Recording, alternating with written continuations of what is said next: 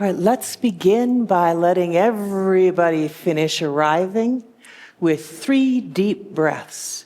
And we're going to inhale quickly, and then I want you to take just a long, leisurely time for each exhale. All right? So we breathe in, and we exhale.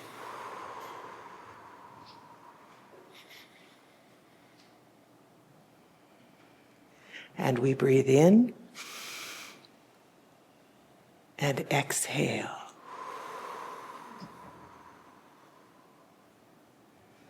And one more time.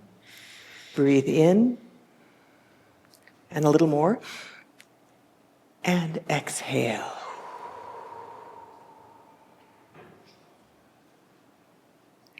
Thank you, friends. Good morning. Good morning. I am delighted to welcome you here to this special place. My name is Mike Owens. I have the delight of being your worship associate this morning. I use the pronouns he and him. Also participating in our service today is our minister, Reverend Gail Mariner, our music director, Lydia Madrick at the piano, diva par excellence, Del Wilkinson as our song leader,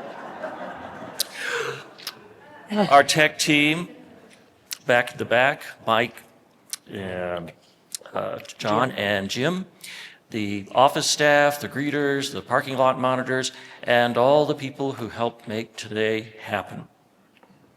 We continue with our opening song, number 153 in the Gray Hymnal, "Oh, I Woke Up This Morning." Please rise as you are willing and able.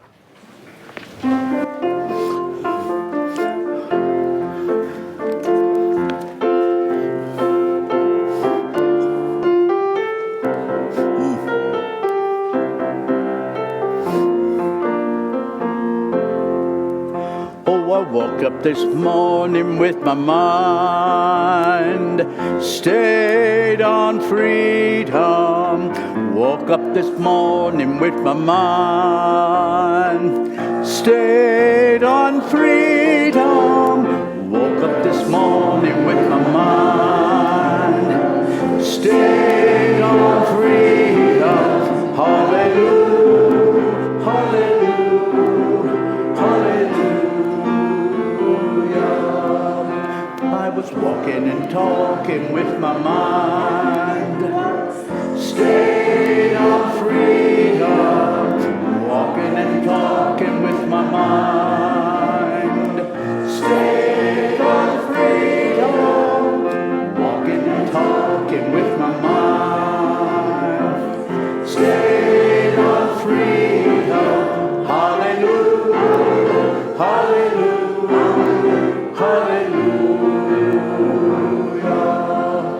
I was singing and praying with my mind, stayed on freedom. Singing and praying with my mind, stayed on freedom. Singing and praying with my mind, stayed on freedom. Hallelujah, hallelujah, hallelujah. Oh, I woke up this morning with my mind stayed on freedom. Woke up this morning with my mind stayed on freedom. Woke up this morning with my mind stayed on freedom. Hallelujah, hallelujah, hallelujah.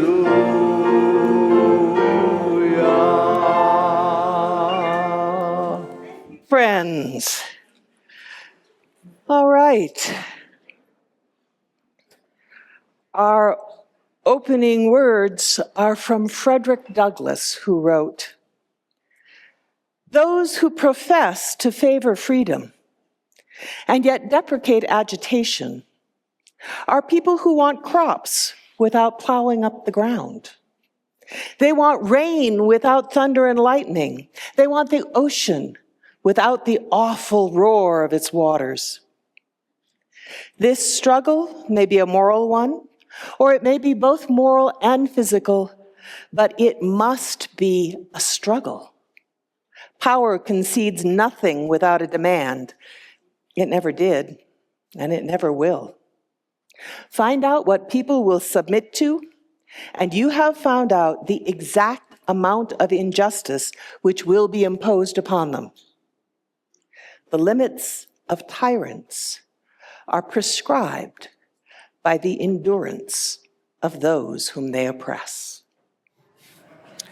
I invite those watching from home to light your chalice as we light ours here.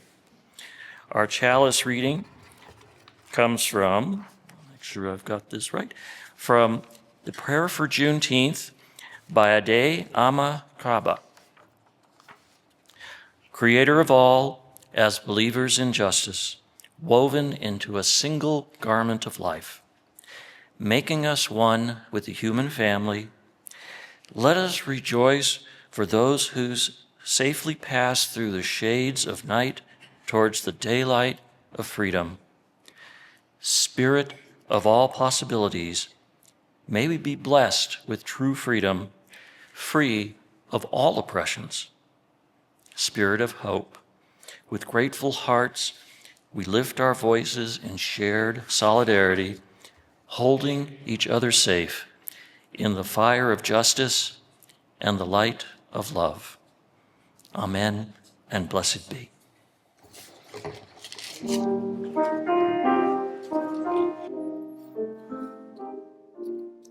Swing low, sweet chariot, coming for to carry me home. Swing low, sweet chariot, coming for to carry me home. I looked over Jordan, and what did I see? Coming for to carry me home. A band of angels coming after me, coming for to carry me home. Swing low, sweet chariot, coming for to carry me home. Swing low, sweet chariot, coming for to carry me home. Coming for to carry me home.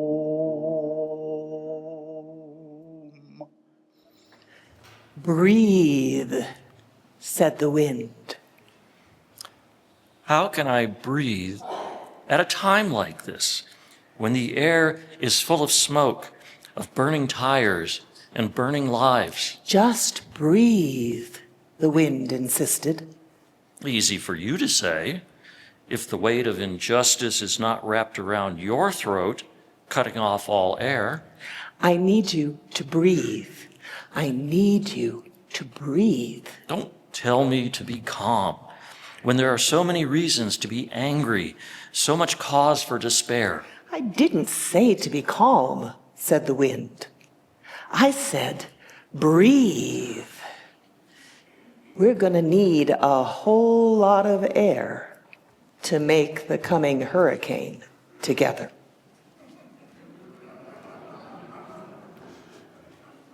That was from UU poet Lynn Unger.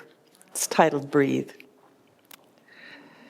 We're going to need a whole lot of air to keep on speaking out for freedom.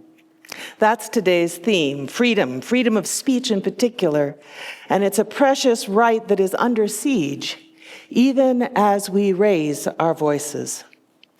Activists and university scholars and students and faculty and federal employees and scientists are being fired and arrested and detained and jailed for publishing research and writing letters to the editor and participating in political activity. They're being caged for exercising their constitutional right to speak their truths. Their freedom of speech, and by extension ours, is being abridged. Last week, how many of you saw the protests in LA on TV? Yeah.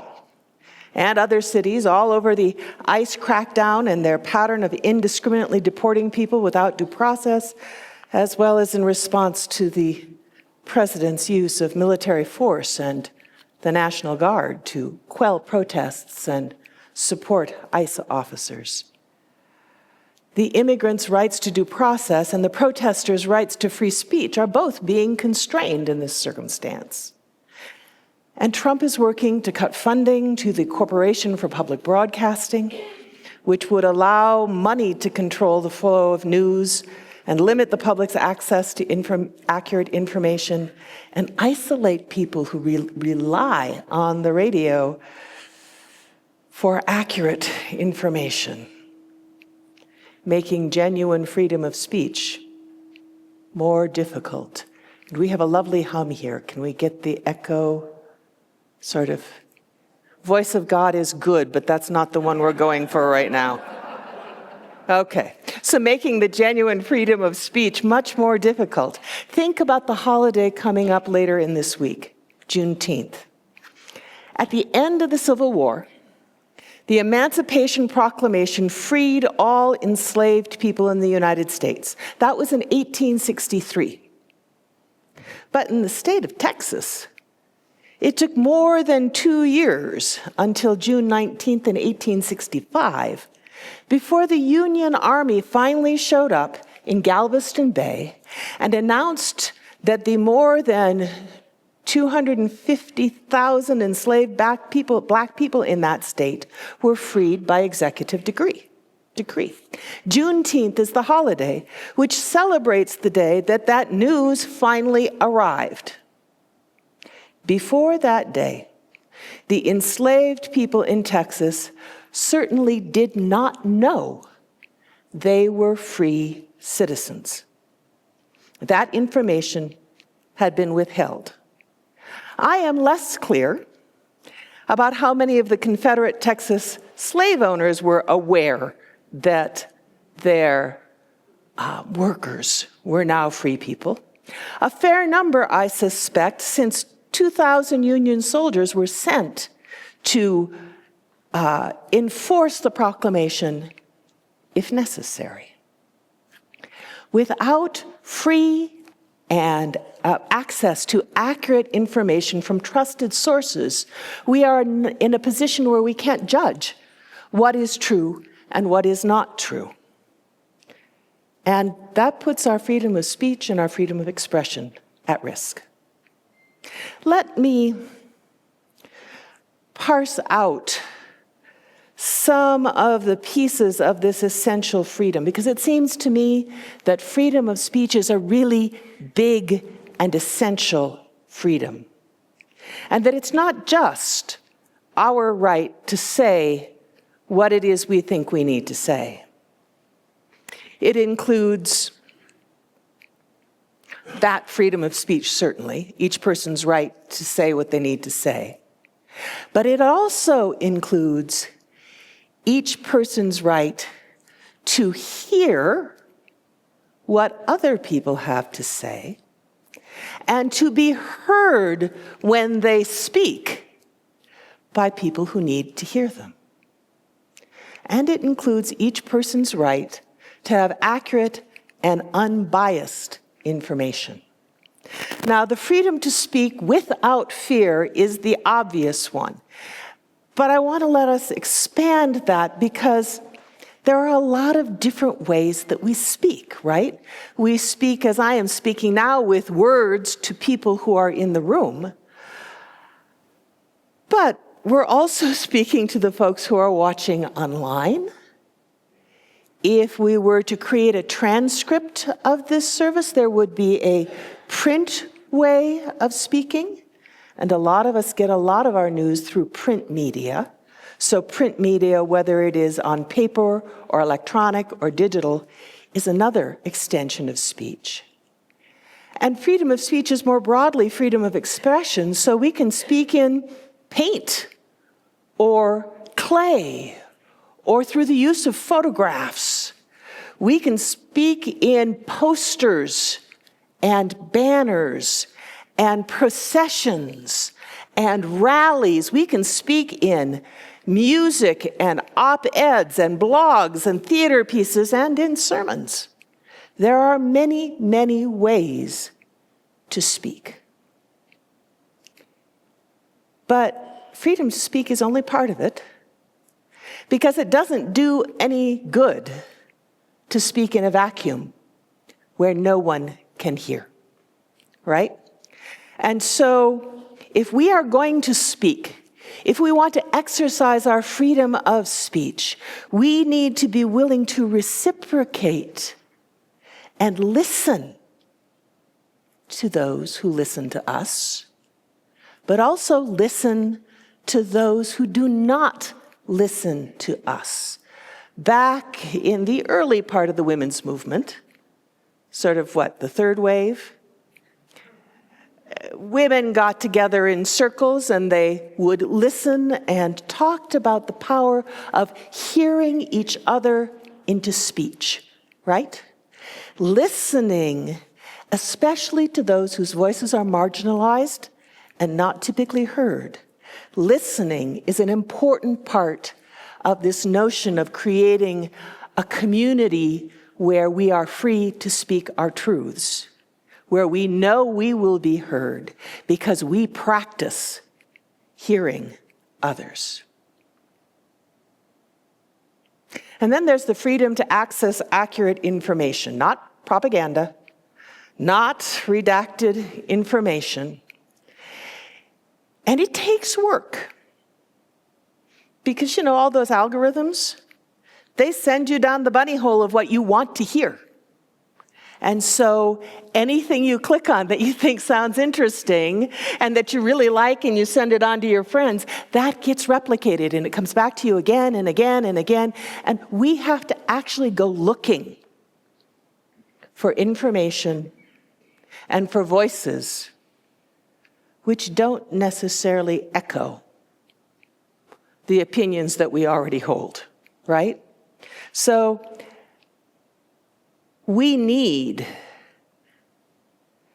accurate, complete, nuanced information which represents perspectives from people who aren't exactly like us. And the broader that pool of information can be, the more strongly we are grounded in our ability to make wise decisions about what it is we are hearing, and then choose our own speech and our own action in ways that are wise and prudent and strategic and effective. Now, in order to deepen our listening and to clarify what we're hearing, not only do we have to go looking for different kinds of voices, we also need to learn to ask good questions. Now, I know the last thing I want to do when I hear someone ranting with an opinion that is different than mine, that I find egregious, I want to turn off the radio. I do not want to ask questions and give someone the benefit of the doubt and actually find out where they're coming from. But that's what we need to learn to do. It's tricky. There's a lot of hate out there right now. I know some of it's on our side, as well as a lot of it being on the other side. When Mike and I were brainstorming for this service, Mike shared with me a number of short pieces describing recent instances where people have been blaming George Floyd for his own death, insinuating that there were drugs involved and faulting him for the many protests that followed his murder. Lies and victim blaming are hate speech, and they are harmful in their own right. Retelling stories in ways that are hurtful and designed to silence victims, that's not okay. That's not part of freedom of speech. Hate speech and violence and revisionism that silence other perspectives are kinds of speech that should not be protected. And neither is murder an acceptable way of communicating one's anger or one's opinion, one's despair or one's power. A Minnesota representative, House Speaker Melissa Hortman, and her husband Mark were killed, not last night, but the night before, on the eve of the No Kings protests, because she was a Democratic legislator. Senator John Hoffman, also a Democrat, and his wife Yvette were injured at their home nearby. Someone posing as a policeman pounded on their doors in the middle of the night, and when they answered, he shot them point blank. The perpetrator has yet to be apprehended, although they think they know who it is. One could make an argument that violence is freedom of expression or freedom of speech in extremis, but we don't want to go there.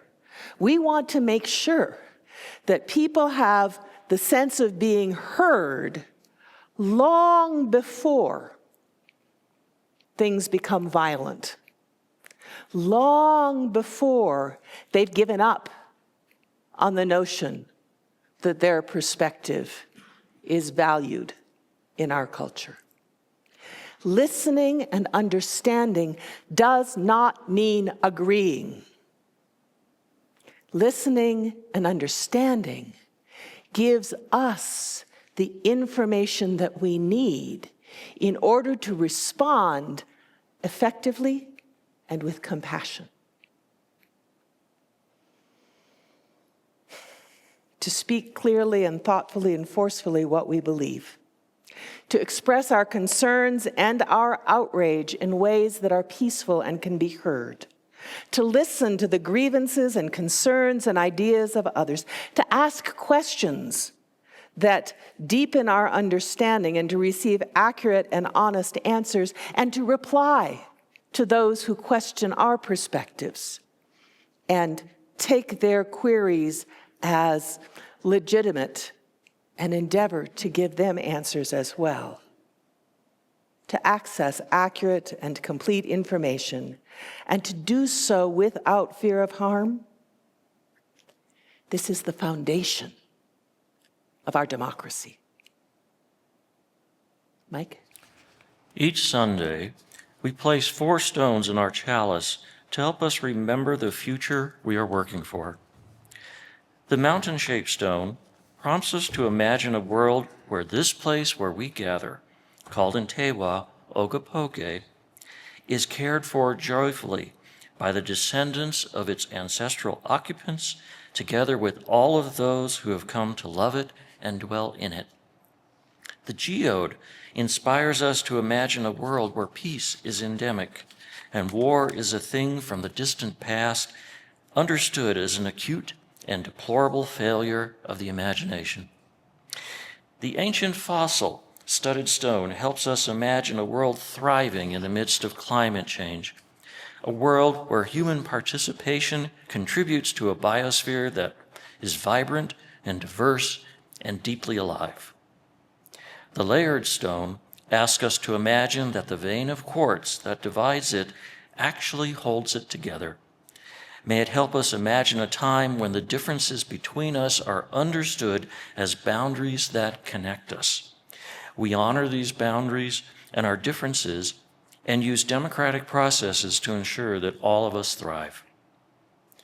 These dreams of respect and peace, of a healthy planet and a robust democracy become realities as we and other good-hearted people around the world work together to unravel racism, mend generational patterns of violence, fight for democracy, and learn to live peacefully and regeneratively on our planet.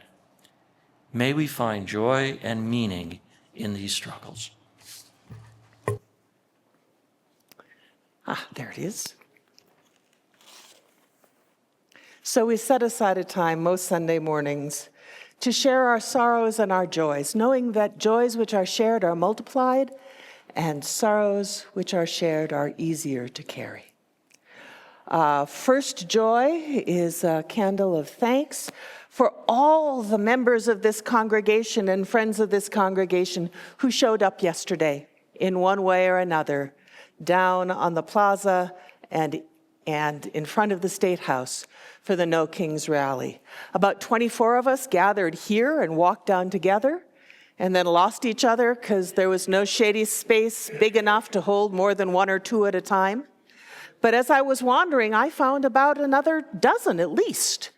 So, that's a third of the room, which is pretty good for a little congregation. Please light 2 candles of sorrow for those legislators in Minnesota, injured and killed in political gun violence. We have a joy and sorrow from Margot Page, who writes, "My friend Raul Espinosa passed away last week. A joy for his glorious spirit and a sorrow that cancer took him too soon." Another candle of joy. Now, some of you know that I have a long-standing relationship with the Upstart Crows of Santa Fe, since I have 2 young people in my family who are participants in that Shakespeare group. And we have other church members who are also involved with the Upstart Crows. Kimberly and her son Max are part of what's going on, and they are performing Romeo and Juliet this weekend and next weekend. And tonight you can see it at the Scottish Rite. If you've never been to a performance at the Scottish Rite Temple, right down there downtown, it's a spectacular space. So I invite you all to come, and if that doesn't work with your calendar, next weekend's performances are all out in El Dorado at the Crow's Nest. And that'll be a very different experience, going from the sublime and large to the intimate and simple, but it's worth the evening. And no matter which show you show up for, there are 2 casts. They're going to be UUs in those productions. So, another joy. We have a concern and a joy from Mary Nykirk, and I need the glasses to read this one. Mary's infusions for her myasthenia gravis happened this weekend, and she hopes they will work. She won't know for a couple of weeks. She would love visitors, and she has got some concerns around a mess in her house that made her kitchen overflow, but that was good because it meant that her floor got clean without her having to do a whole lot of mopping. Thank you, Mary. You are in our thoughts. Let's see. Too many things in my hands. There we go. Birthdays. Dell Wilkinson and Adrian Degneo both celebrate birthdays this week on the same day. There you go. Happy birthday, Dell. And then it's always a great joy. One of the great joys of being here in Santa Fe is that we get wonderful visitors coming through all the time. You are welcome as I call your name to raise a hand. I don't guarantee that it means no one will talk to you. We'll probably still come seeking. We're a congregation of introverts, and we know how hard it is to be the one who has to initiate a conversation. So, Karen and Jeff from Fort Collins, yay. And Krista and Michelle and Clara and Sarah, yay. Welcome. We're glad that you are here. Okay. So please light one more candle for the joys and sorrows that we carry in our hearts and have not yet spoken. And then we're going to sing Spirit of Life If you need the lyrics, it's 1, 2, 3 in the gray book. But with Dell leading us, I think you can probably just follow along.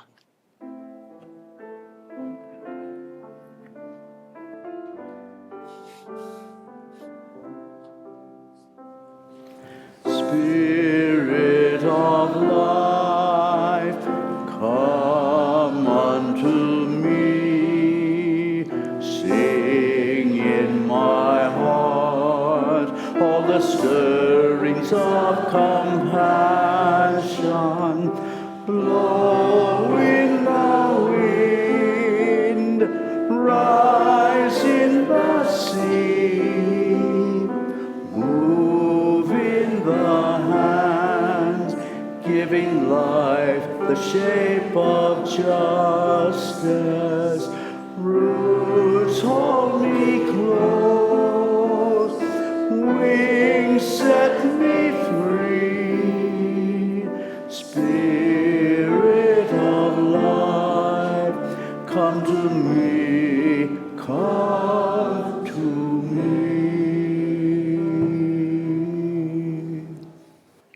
And contemplation. I invite you to close your eyes if that is comfortable for you. To take a breath and to allow your body to relax.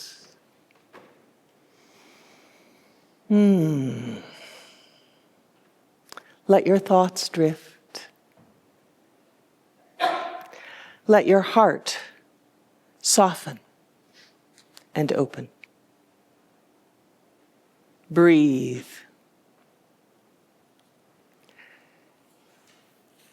And feel yourself connected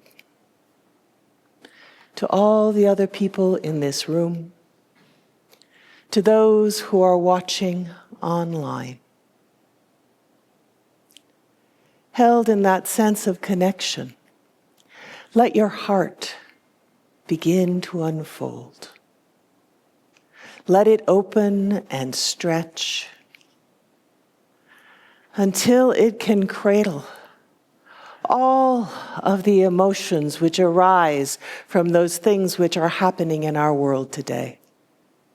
The sorrow and the anxiety and the exhilaration and the frustration and the worry and the hope. Breathe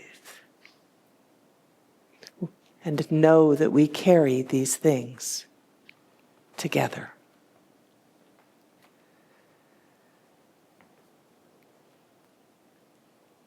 It's Father's Day today.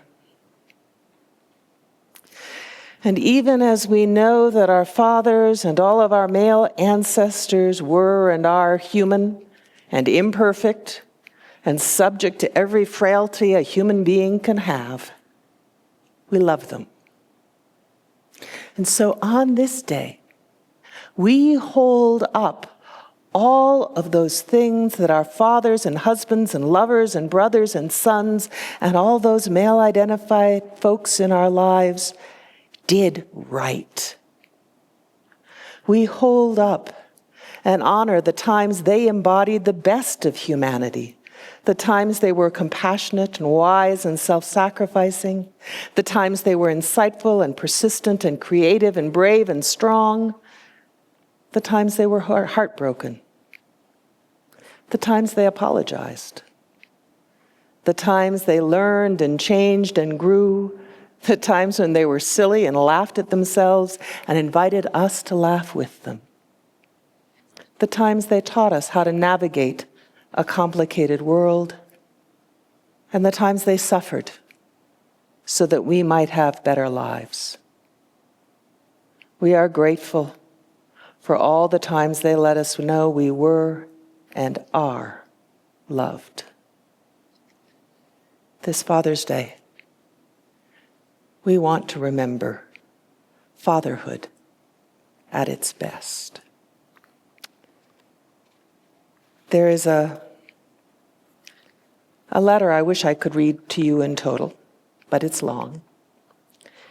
It's from activist Mahmoud Khalil You may have read it. He was arrested and detained illegally in March because he's an outspoken advocate for Palestinian rights at Columbia University. He was and is held at a detention facility in Louisiana, thousands of miles from his family. And while he's been there, his wife, Dr. Noor Abdallah, gave birth to their first child. Khalil wrote a letter to his son, which has been shared widely for Father's Day. And I just want to read a few passages from it to you. He writes, Yabadin, it has been 2 weeks since you were born, and these are my first words to you. In the early hours of 21 April, I waited on the other end of a phone as your mother labored to bring you into this world, and I listened to her pained breaths and tried to speak comforting words into her ear over a crackling line. During your first moments, I buried my face in my arms and I kept my voice low so that the 70 other men sleeping in this concrete room would not see my cloudy eyes or hear my voice catch. I feel suffocated by my rage and the cruelty of a system that deprived your mother and me of sharing this experience. Why do faceless politicians have the power to strip human beings of their divine moments? Since that morning, I have come to realize the look in the eyes of every father in this detention center. I sit here contemplating the immensity of your birth and wonder how many more firsts will be sacrificed to the whims of this government, which denied me even the chance of a furlough to attend your birth. How is it that the same politicians who preach family values are the ones tearing my family apart? Dean, my heart aches that I could not hold you in my arms and hear your first cry, that I could not unfurl your clenched fists or change your first diaper. I am sorry that I was not there to hold your mother's hands and recite the Adhan, the call to prayer, in your ear. But my absence is not unique. Like other Palestinian fathers, I was separated from you by racist regimes and distant prisons.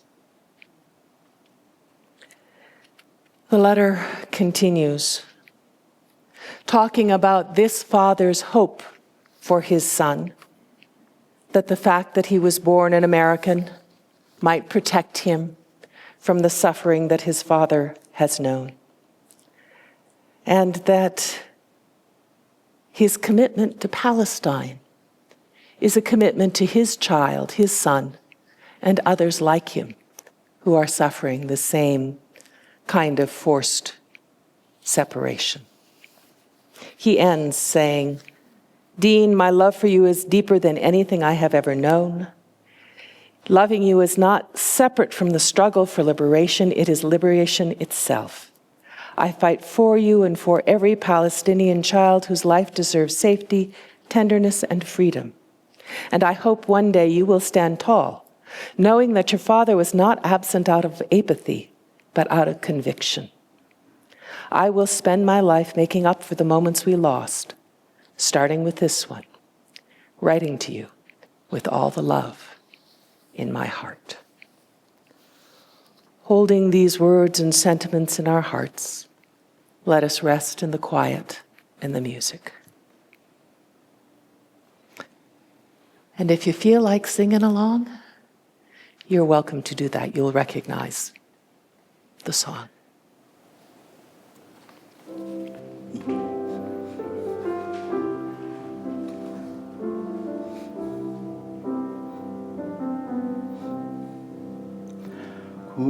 Kumbaya, my Lord, Kumbaya. Kumbaya, my Lord, Kumbaya. Kumbaya, my Lord, Kumbaya. Oh Lord, Kumbaya.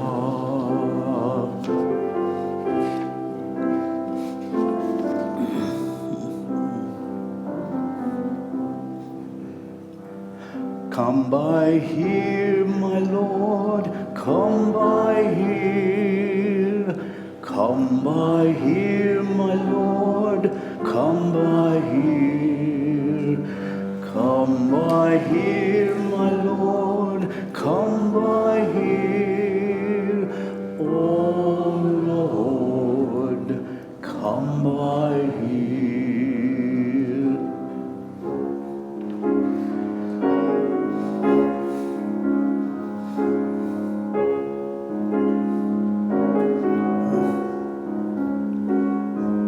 Someone's crying, Lord, Kumbaya. Someone's crying, Lord, Kumbaya. Someone's crying, Lord, Kumbaya. Oh Lord, Kumbaya, Kumbaya. Kumbaya, Kumbaya.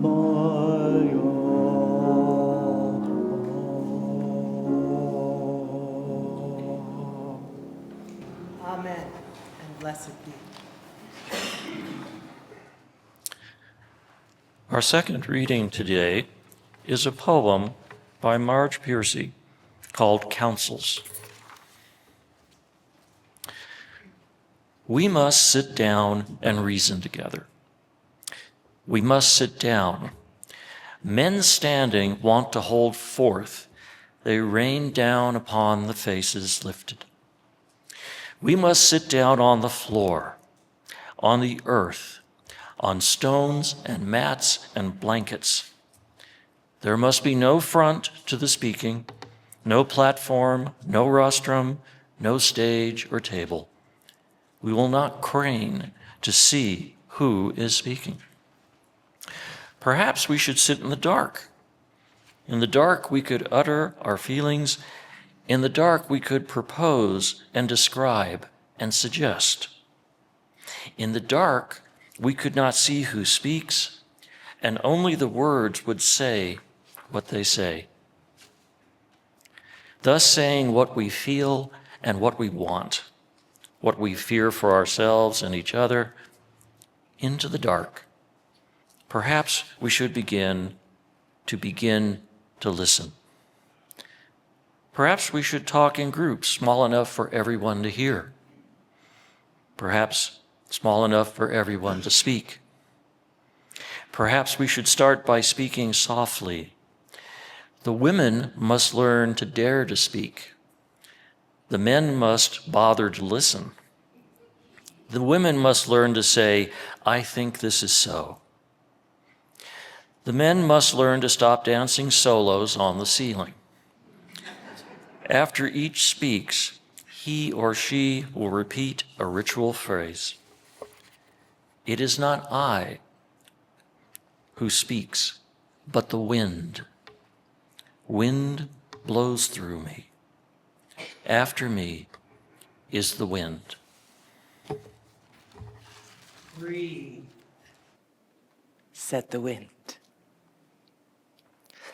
I have a third reading that bridges part 1 and part 2 of the homily today.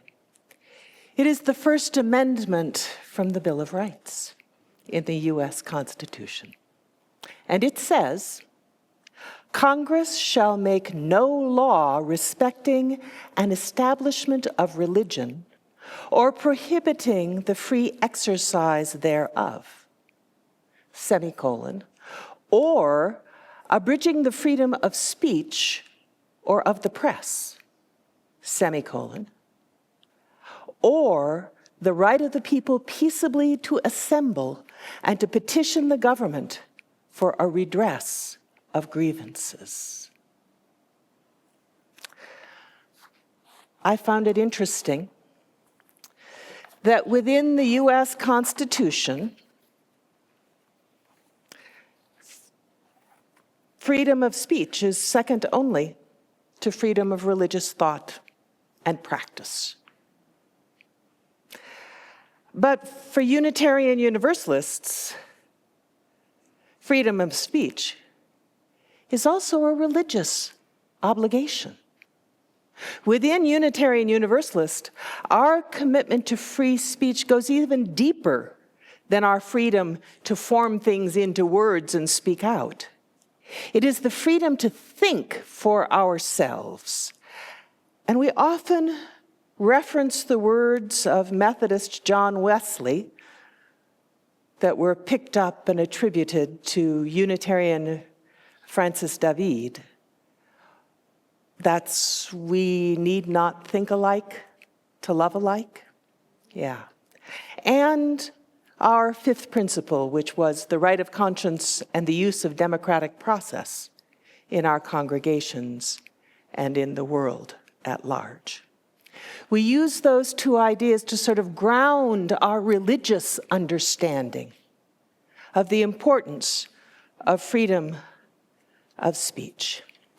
And I want to suggest this morning, because I hadn't deeply considered it before, that somehow embedded in and entailed by freedom of speech, this whole fabric of ideas. Embedded in the notion of freedom of speech is this idea that we're not all the same, and that in the course of pursuing life, liberty, and happiness, we might not always agree on the actions to be taken, or the reasons that undergird those actions, or the goals towards which our actions ought to be directed. And because of this, I feel quite confident saying that freedom of speech is at its heart the freedom to disagree. The democratic process needs both the freedom to speak up and the freedom to speak up and voice the dissenting point of view. Of course, you don't need freedom of speech if everybody's going to say the same thing, right? Freedom of speech is only invoked when we do not agree. And so, figuring out how to actually practice free speech is hard. In all human communities, there is pressure to conform, to go along with the rest of the group, to be agreeable, right?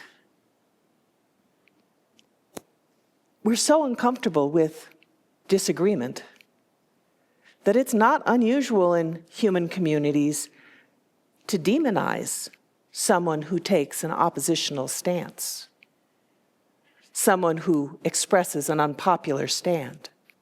We move quickly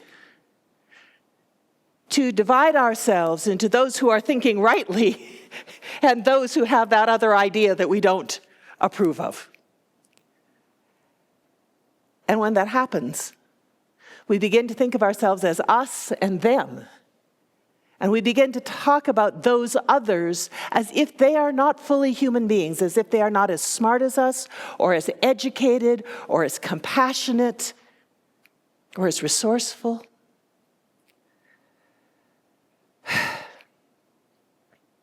When we do that,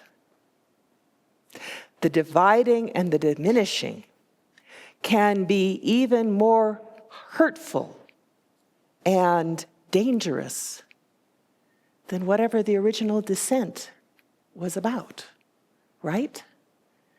Because suddenly we are no longer a single community with multiple different identities and ideas and passions and life experiences and expertise. We are us, high on our privilege, and them, no longer fully human in our hearts and minds. We become fearful even of listening to each other, afraid of what we might hear if we let the other speak. And so we close off communication. Why do we do that? It's not helpful to community. It's not useful in a democracy. It is dangerous in a time like the one in which we live, where accurate and complete information is a key to figuring out how we navigate the days and weeks and months ahead. So what do we do? If freedom of speech is freedom to disagree, what do we do when we disagree? I said earlier, it's hard to listen to someone who is going on and not honoring your full humanity or the full humanity of someone you love, or is striving to limit your freedoms or sell off your patrimony to the highest bidder. I would completely understand if you need to turn off the radio or change the channels when a voice like that comes on.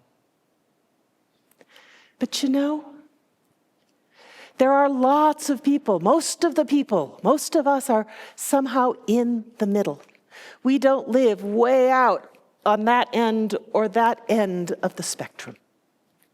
And we all know people, we all love people who embrace many ideas that we share and some that we've basically agreed to not talk about. How many of you have somebody in your family or friendship circle where you navigate like that? Yeah, that's where I think we need to begin. With thoughtful people where we have overlap. And at first, it's absolutely worthwhile to focus on the things you agree on, to tell stories about your dad on Father's Day, to think about how you used to celebrate the 4th of July when you were kids. But because I am coming to the realization that free speech is an art form and a skill that needs to be practiced to be effective, I might eventually ask my interlocutor, my friend here that doesn't think exactly like me, if they would be willing for us to practice our First Amendment rights together. And I would explain to them how important it is, this freedom of speech, and that freedom of speech begins with a willingness to listen. And so I would like to listen to their understanding about something that I know we don't agree about.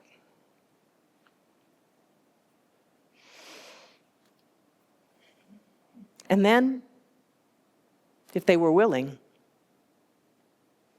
I would steel myself to be quiet and to only ask questions. And not the questions like, how could you possibly think that? Or, what kind of an idiot are you? Not those questions, but the questions that say, why do you feel like that? Where do you get your information? Because I think I must be getting information from a different place. How did you arrive at that particular decision or perspective or point of view? And only after I felt like I really understood their perspective would I ask if they were comfortable listening while I responded. Even if we don't have an interlocutor who's friendly enough that we can do this, we could still practice all the different elements that are a part of our freedom of speech.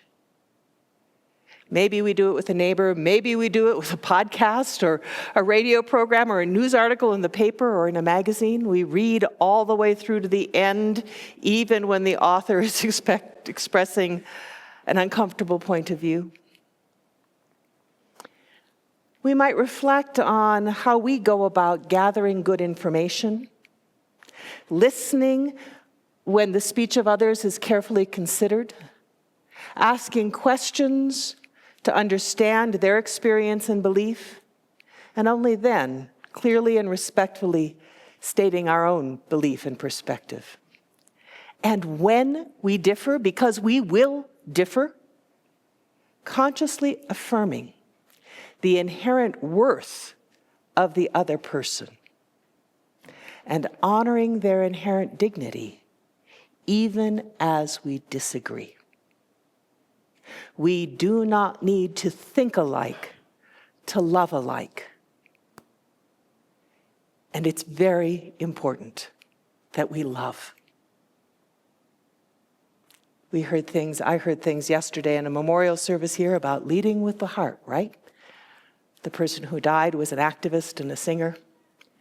And we sang, you got to put one foot in front of the other and lead with love. If we understand love as acting in support of the well-being of our beloveds, then it seems to me it ought to be possible to support one another's freedom of speech, even when we find ourselves on different pages. May it be so. Good morning. I have the pleasure of representing your Board of Trustees this morning. Very grateful for this place, grateful for the freedom of thought, the freedom of speech, freedom of expression that we all enjoy here. Part of my personal spiritual and self-care practice is every morning I think through a gratitude list. And this place never fails. I'm short, you're tall.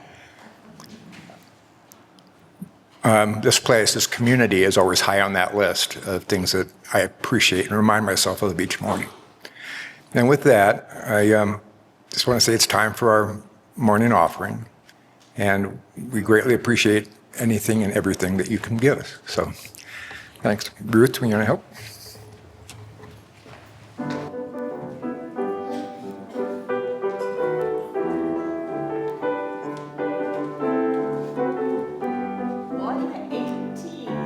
This little light of mine, I'm gonna let it shine. This little light of mine, I'm gonna let it shine. This little light of mine, I'm gonna let it shine. Let it shine, let it shine, let it shine.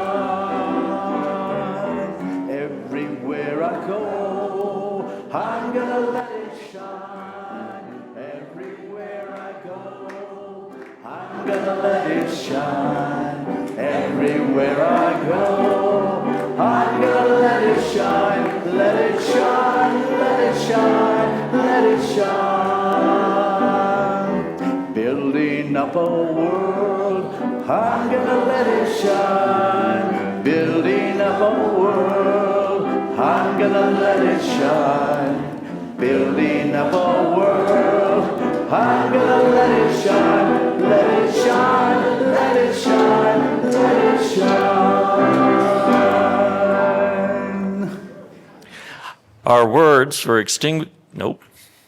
Deb? Yeah. Okay, all right. Our words for extinguishing our chalice are from Paul Robeson. I shall take my voice wherever there are those who want to hear the melody of freedom, or the words that might inspire hope and courage in the face of fear. My weapons are peaceful, for it is only by peace that peace can be obtained. The song of freedom must prevail. Go and take your voices wherever they need to be heard. Thank you. And now if you would take hands with someone sitting near you or with everyone that you can reach easily. And if you would repeat after me. May love and skill be in our hands. May love and skill be in our hands. May love and courage fill our hearts. May love and courage fill our hearts. May love and wisdom light our minds. May love flow through us and walk among us. As we live our lives and work to heal our world. Amen, Shalom, Namaste, blessed be. Assalamu alaikum, Ashe, Aho. And we have a closing hymn today, 208, and Dell and Lydia are going to lead us. It is Every Time I Feel the Spirit, 208.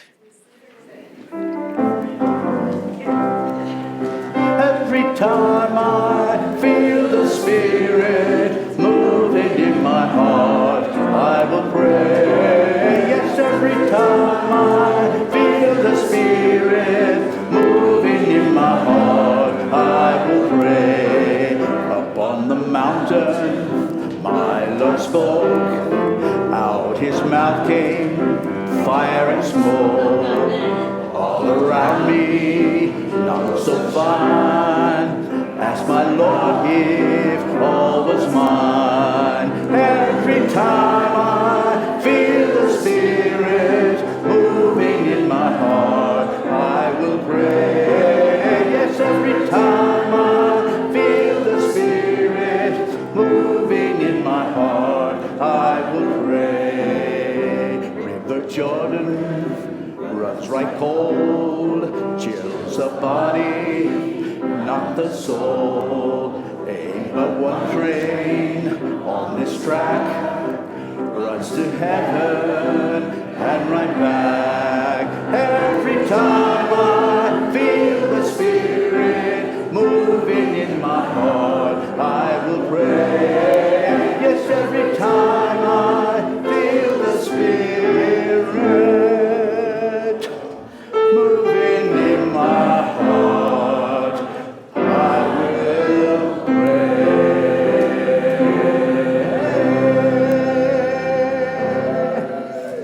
Go forth, friends, and practice that freedom of speech.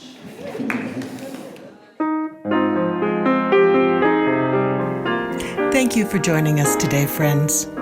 We hope that you enjoyed today's service. Please take a little time and explore our website and visit our online welcome table if you'd like to know more about us. Otherwise, we'll see you next Sunday morning. Stay in touch and be well.